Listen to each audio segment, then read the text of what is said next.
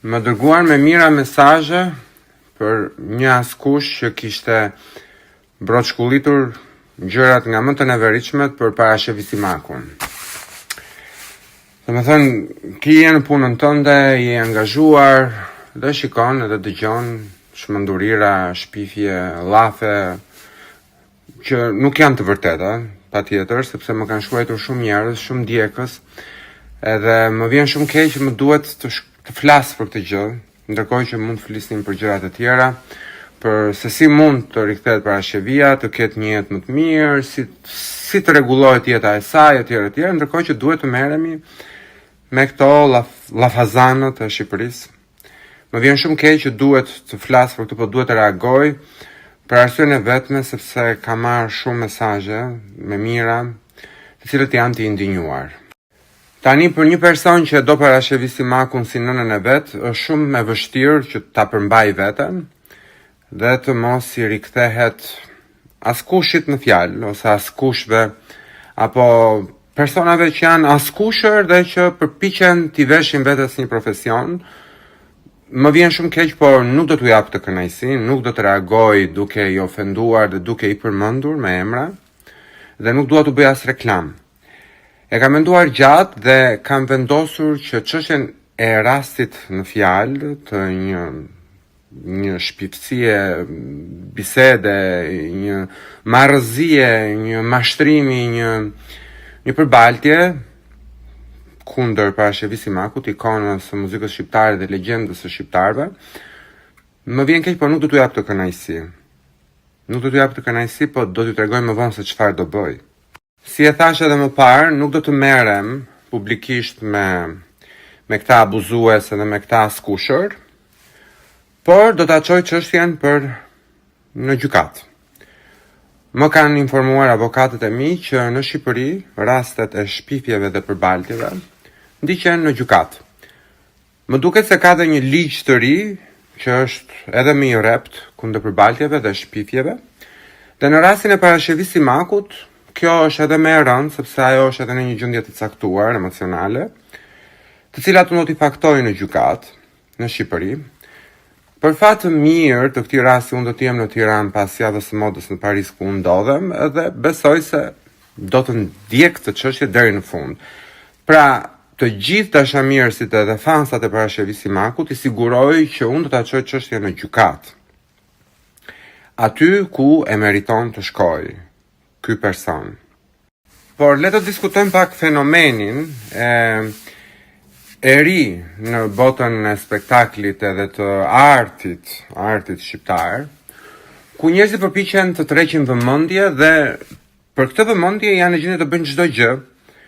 Janë në gjendje të ecin mbi trupa të vdekur, janë në gjendje të mos respektojnë ceremonit mortore, janë në gjendje të mos respektojnë asnjë standard njerëzor. Dhe këtë bëjnë sepse janë askushër. Janë njerëz pa talent, janë njerëz që nuk i japin një gjë karrierës së tyre, apo janë persona që mund të quhet produktiv. Dhe prandaj e bëjnë këtë gjë. Unë nuk dua t'i ofendoj sepse mund të jetë një profesion i ri.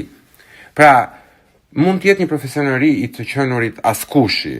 E kuptoj tani social media kanë nxjerrë sipërfaqe çdo lloj karakteri dhe personazhi, por kjo nuk i bën ata profesionistë. Por dua t'i jap një këshill edhe këtyre personazheve të rinj të askush llokut, që të kenë pak kujdes sepse ka dhe ligje, ka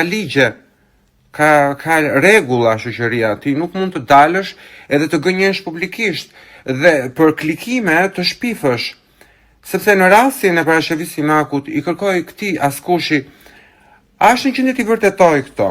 Mund të dali ky askushi ose kjo askushja dhe të thot, me rast konkret, kë familje ka prishur parashevisimaku, cilët burra ka marrë parashevisimaku dhe cilat gra ka lënë të vetmuar dhe familje të ndara, na i thot publikisht, meqense i pas ka dëgjuar këto në Amerikë, se unë nuk i kam dëgjuar. Pa të dalë t'i thot publikisht, pra, sepse nuk mund të dalësh dhe të gënjesh. Edhe si kur ti kanë thënë, ti duhet i vërtetosh para se ti thuash këto gjëra. Apo jo? Dhe nuk janë të vërteta, siç po thosha edhe më parë. Parashevisi Maku ishte ndarë skenës për arsye të tjera më madhore. Për ato që unë nuk mund t'i flas, sepse nuk jam një askush që për klikime tani të shpërndaj lajme të cilat do të bënin sensacion. Ajo nuk është larguar nga skena sepse i paska marrë burrin dikujt në Amerikë që është askushi gjithashtu, para paska marrë një askush të një askusheje. Më kuptoni çmenduri si mund një media të ftoj dikë të tillë në kohën e vet televizive dhe t'i jap zë. Këtë nuk kuptoj. Më vjen shumë keq. Këto janë mashtrime, janë gjëra që askush në botë nuk mund t'i vërtetoj dhe si rrjedhim as nuk duhet t'i thot. Sepse përballesh me ligjin, është rënd, është çmenduri. Nuk di, nuk kam fjalë. Dhe po rritet një brez i ri, i çuditshëm. Ç'lidhje ka askushi me Parashevisi Makun njëherë?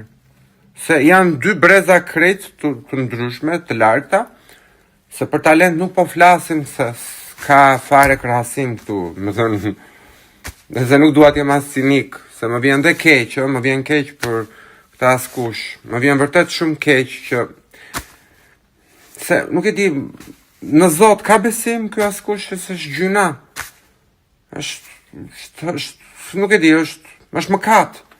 Të flasësh për dikë në gjendjen e Parashevisi Makut, me këtë fjalor, më vjen shumë keq.